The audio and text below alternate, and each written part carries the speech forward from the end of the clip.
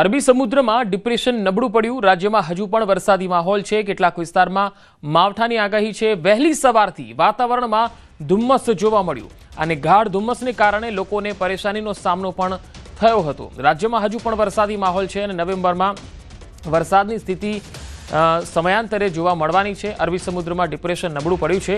રાજ્યમાં વરસાદી માહોલ તો રહેશે। કેટલાક વિસ્તારમાં માવઠાની આગાહી છે।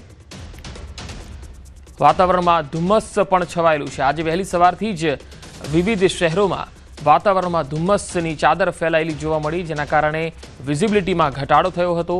વાહન ચાલકોને પોતાના વાહનની હેડલાઇટ ચાલુ કરવાની ફરજ પડી હતી। વહેલી સવારથી જ વાતાવરણમાં ધુમ્મસ જોવા મળ્યું અને બીજી તરફ કેટલાક વિસ્તારોમાં હજુ વરસાદી માહોલ આજે પણ સવારથી જોવા મળી રહ્યો છે।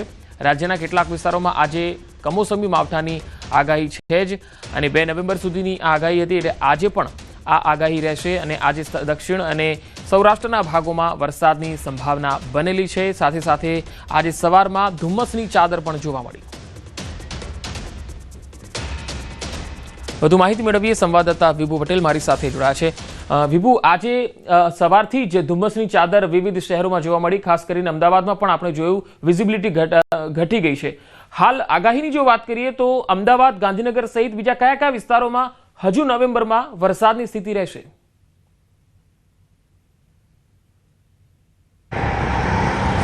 પંકજ, અત્યારે જે ડિપ્રેશન હતું અરબી સમુદ્રમાં તે નબળું પડી ગયું છે, પરંતુ તેમ છતાં પણ આગામી 3 દિવસ છે વરસાદી માહોલ યથાવત જોવા મળશે। જો કે વરસાદની તીવ્રતા ઘટી જશે, પરંતુ સામાન્યથી મધ્યમ વરસાદ થઈ શકે છે। પરંતુ જો અરબી સમુદ્રની જે સિસ્ટમ છે નબળી પડવા છતાં પણ અરબી સમુદ્ર તરફથી જે ભેજ આવી રહ્યો છે અને તેના કારણે વહેલી સવારે અમદાવાદ સહિત અનેક શહેરોમાં ધુમ્મસભર્યું વાતાવરણ છે તે જોવા મળ્યું હતું। વિઝિબિલિટી છે તે ઘટી ગઈ હતી, પરંતુ ધુમ્મસભર્યા વાતાવરણ સાથે પણ સામાન્ય વરસાદની શક્યતાઓ વ્યક્ત કરવામાં આવી છે। ત્યારે અમદાવાદ શહેરમાં પણ આપણે દ્રશ્યો બતાવવા માંગી કે વહેલી સવારથી જે રીતે વાતાવરણ બની રહ્યું છે, અત્યારે પણ ચોમાસા જેવો માહોલ હોય છે તે જોવા મળી રહ્યો છે। કાળા ડિબાંગ વાદળો આજે પણ છે અમદાવાદ શહેરમાં જોવા મળી રહ્યા છે, એટલે કે અમદાવાદ શહેરમાં પણ આજે સામાન્ય વરસાદની શક્યતાઓ છે। થંડરસ્ટોર્મ એક્ટિવિટીઝ થશે અને થંડરસ્ટોર્મ એક્ટિવિટીઝના કારણે પણ ભારે પવન ફૂંકાઈ શકે છે।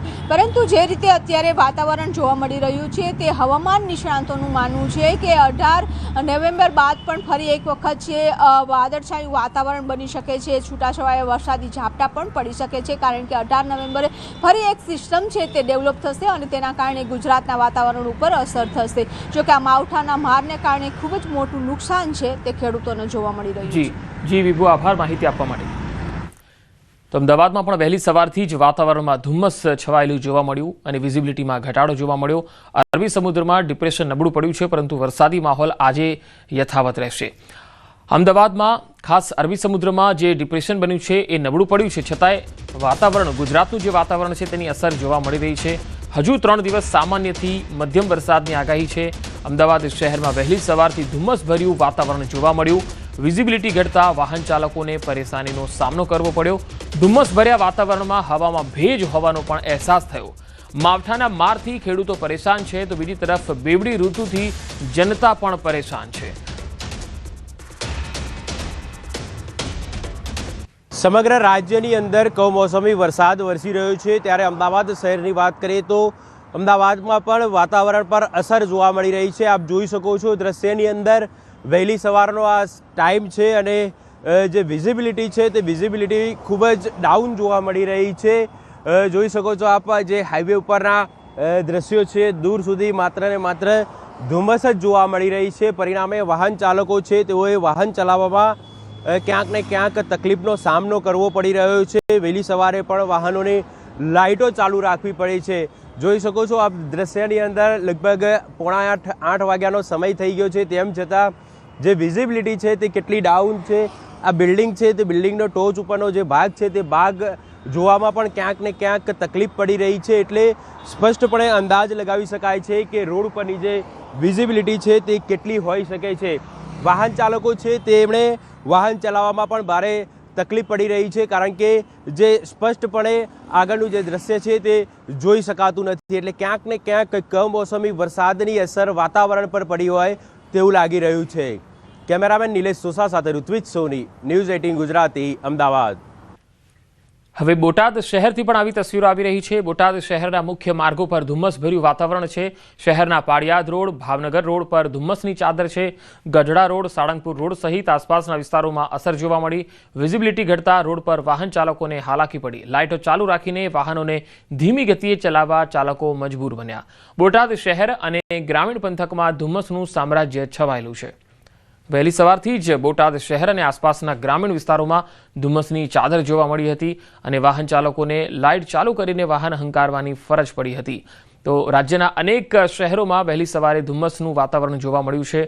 અમદાવાદ બાદ બોટાદમાં પણ આવી જ સ્થિતિ જોવા મળી છે। વિઝિબિલિટીમાં ઘટાડો જોવા મળ્યો અને બોટાદમાં તો ઝીરો વિઝિબિલિટી જોવા મળી હતી। પાળિયાદ રોડ, ભાવનગર રોડ પર ધુમ્મસની ચાદર છવાયેલી છે।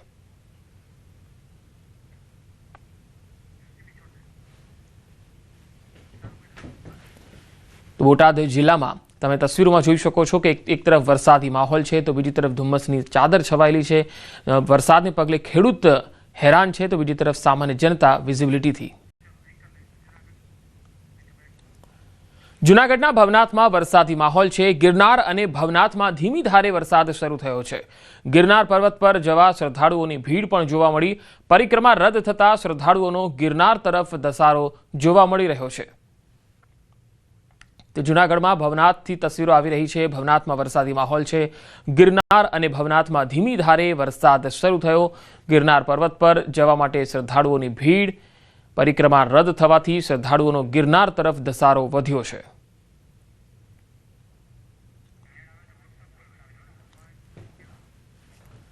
તો આ તરફ બોટાદના બરવાડાથી તસવીરો આવી રહી છે। બરવાડા શહેર અને તાલુકામાં વરસાદના અહેવાલ આવી રહ્યા છે। કુંડળ, ટીમ્બલા, ખાંભળા, રોજીદ સહિતના વિસ્તારોમાં સવારથી જ વરસાદ શરૂ થયો। સતત 5મા દિવસે વરસાદનો કહેર જોવા મળ્યો છે। બોટાદથી આ તસવીરો તમે જોઈ શકો છો। માવઠાને લઈ ખેડૂતોમાં ચિંતાનો માહોલ જોવા મળી રહ્યો છે। બોટાદના બરવાડાથી આ દ્રશ્યો આવી રહ્યા છે। મોડી રાતથી શરૂ થયેલો વરસાદ સવાર સુધી પડ્યો અને હવે ખેડાથી પણ તસવીરો આવી રહી છે। ખેડા જિલ્લામાં ધોધમાર વરસાદ પડ્યો। વહેલી સવારથી જ વરસી રહ્યો છે ધોધમાર વરસાદ। 2 કલાકમાં 3 ઇંચથી વધુ કમોસમી વરસાદ ખેડામાં પડ્યો। ખેડા જિલ્લાના માતરના ગામડાઓમાં ભારે વરસાદ પડ્યો છે। માતરના ભલાડા, પરિયેજ, સાયલા, વસઈ સહિતના ગામોમાં ધોધમાર વરસાદ। ભારે વરસાદને પગલે ખેડૂતોમાં ચિંતાનો માહોલ છે। ખેતરમાં ડાંગરનો ઊભો પાક સંપૂર્ણ નિષ્ફળ ગયો છે। ભારે વરસાદ પડતા ઊભી ડાંગરને પણ વ્યાપક નુકસાનની શક્યતા છે। ખેડા જિલ્લામાં ધોધમાર વરસાદ પડતા હવામાન વિભાગની જે આગાહી છે તે પ્રમાણે જ અહીંયા ધોધમાર વરસાદ નોંધાયો છે અને વહેલી સવારથી જ અહીંયા વરસાદ પડી રહ્યો છે। સવારે 4 વાગ્યાથી ખેડા જિલ્લામાં વરસાદ શરૂ થયો છે અને જે હજુ સુધી અવિરત ચાલુ છે અને સવારના 2 કલાકમાં જ 3 ઇંચથી વધુ વરસાદ પડ્યો। ખેડાના માતરના ગામડાઓમાં ધોધમાર વરસાદ પડ્યો। માતરના ભલાડા, પરિયેજ, સાયલા, વસઈ સહિતના જે ગામો છે ત્યાં ધોધમાર વરસાદ પડ્યો। વધુ માહિતી મેળવીએ ખેડાથી સંવાદદાતા ઉમંગ મારી સાથે જોડાયા છે। ઉમંગ, ખેડામાં હાલ વરસાદની શું સ્થિતિ છે? કયા કયા પાકોને નુકસાન છે અને સૌથી વધારે નુકસાન કયા વિસ્તારમાં?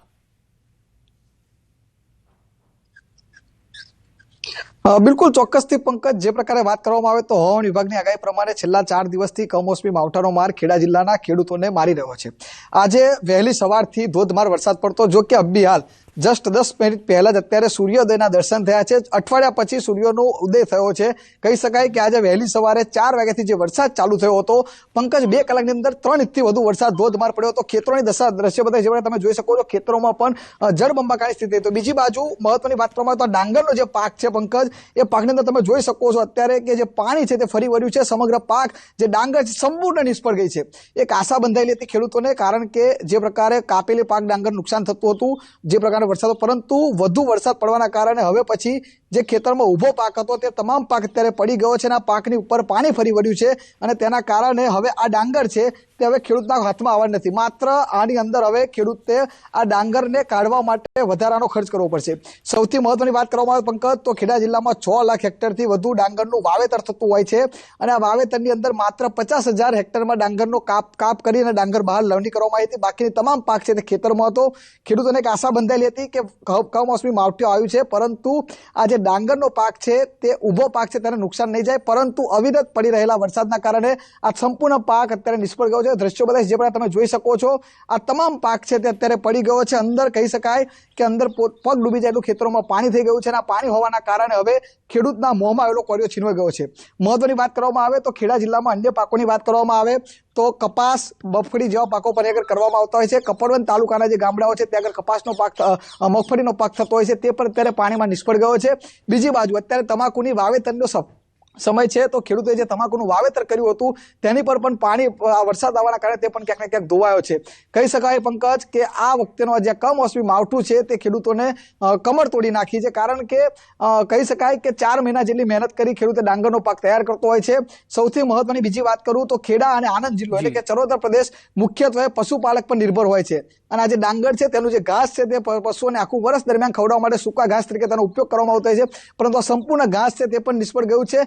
અને ખેડૂતોની કમર અત્યારે તૂટી રહી છે કહી શકાય ચોક્કસથી કે જે પ્રકારે પશુપાલકો છે તે પોતે હવે ઘાસ પશુઓ માટે ક્યાંથી લાવે તેવા અનેક પ્રશ્નો અત્યારે ઉદ્ભવી રહ્યા છે મહત્વની બીજી વાત કરવામાં આવે તો સરકાર દ્વારા સર્વે હાથ ધરવામાં આવે છે પરંતુ જે ખેડૂતો છે તે કહી રહ્યા છે કે સર્વે કરી માત્ર 4 કે 5 હજાર રૂપિયા સહાય આપવામાં આવશે પરંતુ અમારું જે ઘાસ ચારો છે અમારી જે ડાંગર સંપૂર્ણ નિષ્ફળ ગઈ છે અમારો જે ખર્ચો 25,000 તેનું વળતર